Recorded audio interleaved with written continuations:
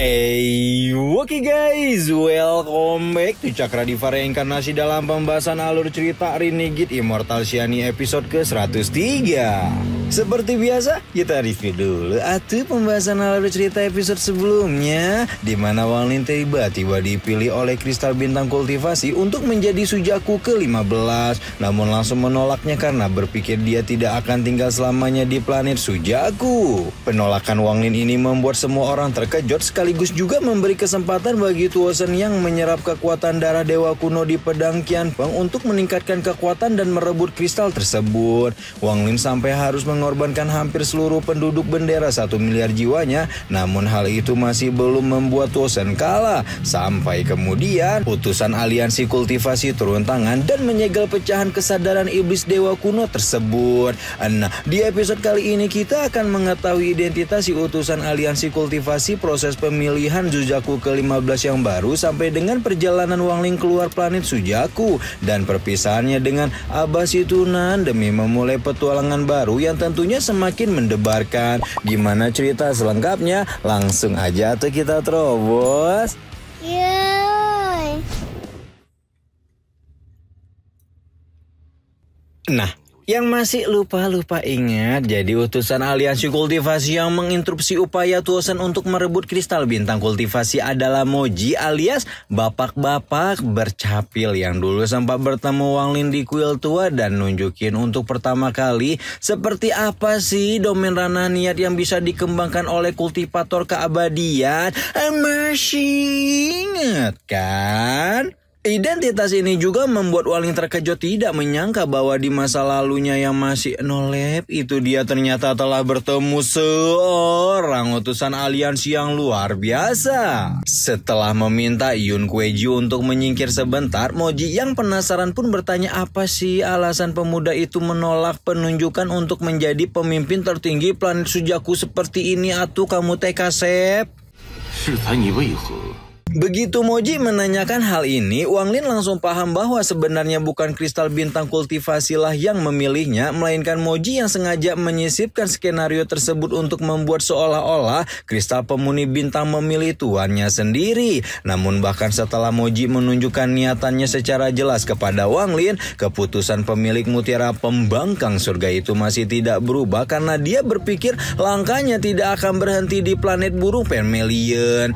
Moji menghela napas pasrah, memahami bahwa keputusan Wanglin sudah bulat dan dia tidak memiliki pilihan kecuali melakukan pemilihan ulang untuk melantik Sujaku generasi ke-15.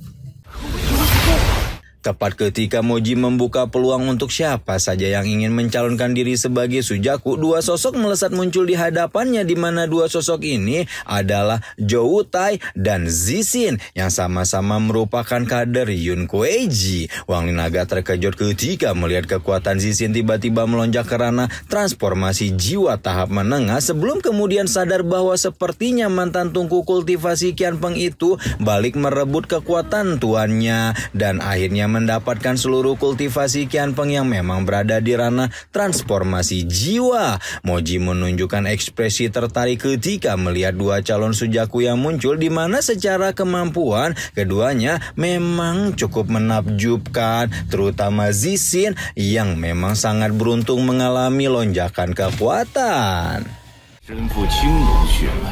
Sementara itu di sisi lain, Zhou Tai sebenarnya lebih cocok mendapatkan title Sujaku dengan darah naga azurnya, namun sayangnya kekuatannya masih belum mencapai ranah transformasi jiwa, sehingga gelar Zuku itu sepertinya harus diberikan kepada Zixin. Nah, sebelum gelar Sujaku itu benar-benar jatuh ke tangan Zixin yang sudah Wanglin buktikan sendiri memiliki perilaku yang licik, pemuda itu pun tidak dapat menahan diri untuk menginterupsi pemilihan dan meminta Moji berpikir ulang, bahkan sempat mengajukan diri untuk menerima penawaran Sujaku, meskipun pada akhirnya akan menyerahkan gelar itu kepada Zhou Tai. Moji sejak awal memiliki penilaian yang baik kepada Wanglin dan akhirnya menyetujui saran pemuda itu untuk memilih Zhou Tai sebagai Sujaku ke-15. Meskipun Zixin sangat kesal dengan interupsi yang Wang Lin lakukan dan bahkan sempat mengancam akan membunuh pemuda itu, dia masih tidak bisa berbuat apa-apa di hadapan utusan aliansi kultivasi dan hanya bisa menerima keputusan yang langsung berbalik 180 derajat itu dengan amarah di dadanya. Baru setelah melantik Zhou Wutai sebagai Sujaku yang baru, Moji juga mengumumkan bahwa dia akan memberikan 1/3 planet untuk klan peninggalan abadi dengan syarat mereka harus menyerahkan satu tengkorak dukun 9 daun ke atas untuk persembahan kepada aliansi kultivasi. Yun Kueji mendesak pasrah memikirkan betapa berharganya dukun 9 daun ke atas, namun pilihan itu masih sebuah pengorbanan yang lebih baik dibanding harus terisolasi dari dunia luar selamanya. Akhirnya setelah menyelesaikan masalah besar yang terjadi di planet Sujaku, Moji pun menstelirkan semua orang dari dalam makam dan meninggalkan dirinya sendiri, Zhou Wutai yang sedang memahami segel Sujaku serta Wang Lin untuk mengucapkan beberapa salam perpisahan. Wang Lin berterima kasih atas bantuan Moji terkait Tuo Shen maupun Zhou Wutai, namun Moji menolak ucapan itu karena kemungkinan di masa depan dia juga akan membutuhkan bantuan Wang Lin. Karena harus segera kembali ke aliansi kultivasi, Moji pun mengucapkan salam perpisahan terakhirnya dengan memberikan sebuah segel abadi kepada Wang Lin sambil mengingatkan bahwa jalan keabadian masih panjang dan dia berharap pemuda itu dapat meniti jalannya sendiri dengan kejayaan. Sepeninggalan Moji, Wang Lin juga tidak mau membuang waktu lebih banyak untuk keluar dari makam Sujaku, apalagi bendera 1 miliar jiwa juga mengalami kerusakan parah dan harus segera ditempa ulang. Begitu keluar dari bagian terdalam makam, Wang Lin yang kembali ke lembah pedang malah mendapat surprise ketika mendapati Suligao secara mengejutkan menundukkan jiwa pedang sabit yang bahkan Wang Lin tidak dapat meninggalkan jejak ilahi saking perilaku yang sangat barbar. Entah apa yang Suligao lakukan, namun apapun itu Wang Lin merasa cukup puas karena selain mendapatkan jiwa kehidupannya dan limuan, dia juga mendapatkan senjata baru dengan kekuatan tidak terduga. Singkat cerita, Wang Lin pun menghabiskan waktu setahun untuk memulihkan diri dan memperbaiki bendera 1 miliar jiwa setelah keluar dari makam Sujaku. Selama waktu itu, Wang Lin mendengar beberapa kabar mengenai klan peninggalan abadi yang sesuai janji diberikan tempat di bagian barat laut planet, serta sekte-sekte yang mulai memulihkan diri mereka sendiri, sementara Zhou Wutai langsung melakukan retreat panjang di dalam gunung Sujaku. Liu Mei dan Zixin sepertinya telah melarikan diri keluar dari planet Sujaku, sementara Joru telah kembali ke rumah orang tuanya. Wang Lin juga menyempatkan diri pergi ke tempat terakhir yang ditunjukkan Hongdi dan benar-benar menemukan sebuah mawar biru mekar sesuai dengan apa yang dikatakan sang kupu-kupu merah. Setelah itu, Wang Lin pulang sejenak ke negara Zhou untuk mengunjungi makam bapak ibunya untuk terakhir kali dan langsung mengingat satu persatu cerita hidupnya yang dimulai dari rumah tersebut. Wang Lin sekali lagi merasakan sakit di hatinya mengingat orang tuanya harus meninggalkan dunia karena anak mereka yang tidak berbakti. Namun lagi-lagi menyadari bahwa setiap hidup dan mati seseorang adalah sesuatu yang tidak bisa dia sesali. Wang Lin sudah berjanji untuk mengikhlaskan orang-orang terkasih yang telah lebih dulu berjumpa dengan semesta, dan oleh karena itulah Wang Lin memutuskan untuk meninggalkan tempat di mana dia lahir dan dibesarkan ini bersama dengan segala cerita lampau yang terkunci di dalamnya. Setelah menyelesaikan semua urusannya di planet Sujaku, Wang Lin pun menjemput Abah Situnan yang lagi asyik nge-LC di rumah hiburan dan membuat Sujaku kedua itu langsung koar-koar mengungkapkan betapa dia terjun ke dalam dunia kultivator keabadian adalah untuk mendapatkan kenikmatan duniawi seperti harta dan wanita. Sehingga bertemu Wang Lin dengan segala kenaifannya langsung mengingatkannya pada sosok Ye Wuyo yang menjadi satu-satunya alasan hingga Situnan mau berkecimpung untuk mendirikan planet Sujaku. Singkat cerita, mereka sampai di pusaran angin cakrawala yang merupakan pintu keluar planet dan Wang Lin langsung menyatu dengan tubuh utamanya sebelum benar-benar meninggalkan planet yang menjadi tempat kelahirannya tersebut.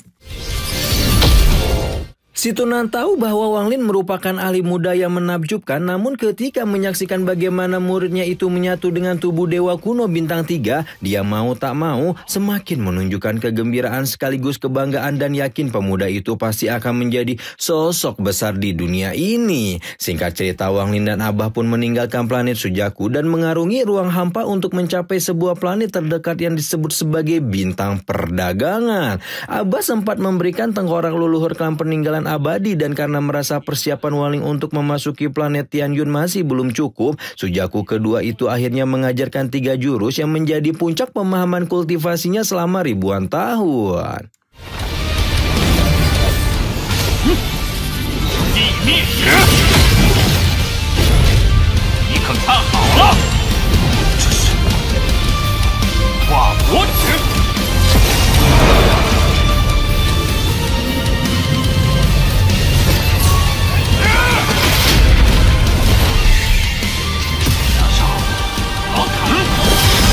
Satu bulan berlalu dalam sekejap mata selama Abah, Si Tunan, dan Wang Lin melintasi ruang hampa, di mana selama masa itu juga Wang Lin berlatih siang malam untuk menguasai 3 jurus puncak gurunya yang seumur-umur Si Tunan hanya dia ajarkan kepada 1 orang saja. Baru setelah menguasai ilmu yang diajarkan Abah, Wang Lin mulai mengungkapkan rasa ingin tahunya pada batas ranah-ranah kultivasi keabadian dan menanyakan apakah masih ada kultivasi lagi di atas ranah Ansendan. Si Tunan tertawa kecil ketika melihat pemahaman Wang Lin masih sama seperti kultivator pada umumnya yang berpikir kultivasi seseorang akan mentok di ranah Ansendan. Padahal sebenarnya masih ada langkah kedua yang disebut sebagai jalan nirvana.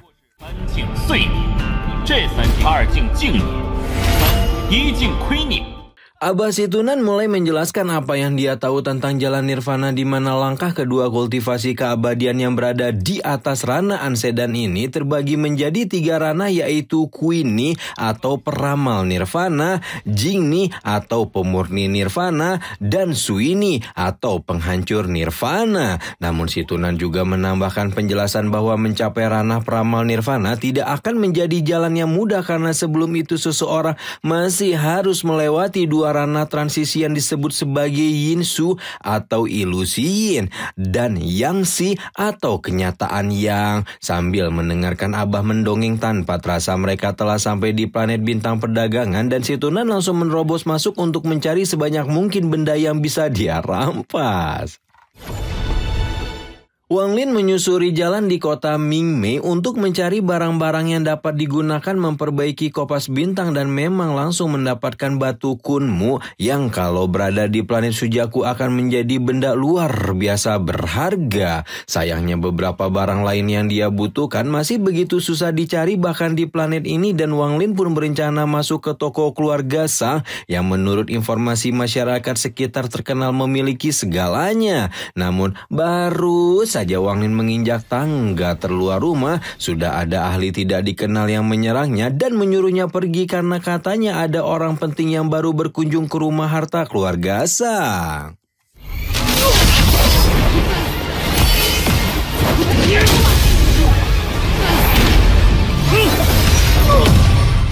Wang Lin tidak suka mencari masalah dengan orang asing, namun kalau diganggu seperti ini dia juga tidak akan diam saja dan langsung menghajar ahli tidak dikenal itu bahkan setelah tuannya ikut campur. Karena pelayannya digebugin, seorang tuan muda dari sekte Tianyun yang bernama Bai Mei pun keluar dan langsung meminta maaf sebelum menanyakan identitas serta asal Wang Lin. Wang Lin tidak menyembunyikan nama asli maupun afiliasinya yang memang saat ini tidak memiliki guru maupun sekte, dan membuat Bai Wei nggak tersinggung juga berpikir Wang Lin sengaja menyembunyikan identitasnya. Namun Bai Wei tidak ingin memicu lebih banyak masalah dan mengundang Wang Lin untuk berkunjung ke sekte Tianyun sebelum pergi.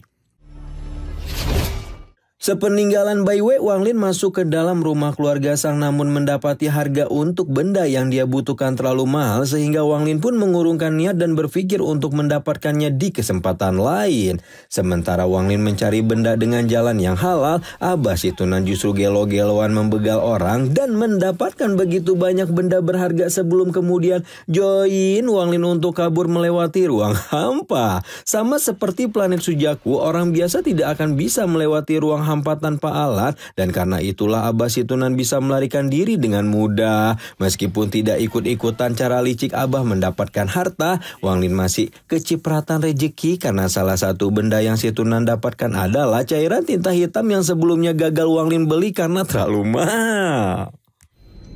我要走了。 Baru setelah memberikan hadiah terakhirnya untuk Wang Lin, Abah dengan ekspresi rumit mengungkapkan bahwa dia harus pergi alias tidak dapat menemani Wang Lin untuk mengunjungi planet Tianyun. Wang Lin juga sadar bahwa dia tidak mungkin memaksa Abah untuk menemaninya, tapi berhubung sudah ada begitu banyak jasa yang diberikan Sujaku kedua itu kepadanya, Wang Lin juga ingin memberikan kenang-kenangan ketika mengeluarkan kereta penembak bintang yang dulu sempat dia dapatkan tapi udah puluhan episode gak pernah dikeluarin lagi.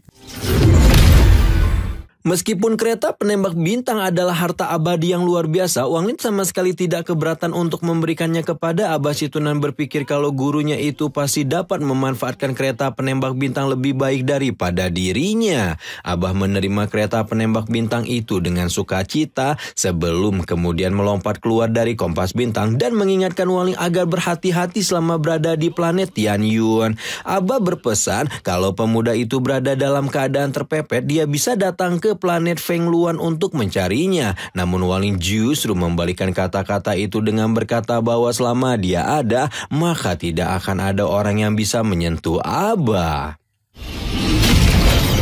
Baru setelah perpisahan yang dipenuhi dengan ambisi menjadi sosok besar di planet tujuan masing-masing, itulah Wang Lin dengan penuh hormat membungkuk dalam kepada Situnan, bukan sekedar salam perpisahan, melainkan penghormatan tulus kepada sosok penyelamat sekaligus guru yang membuatnya berhasil meneliti jalan keabadian. Setelah selesai mengucapkan salam perpisahan, Wang Lin pun menatap tajam ke depan dan melangkah menuju takdir barunya, itu sebuah petualangan penuh tantangan yang Astagfirullahaladzim.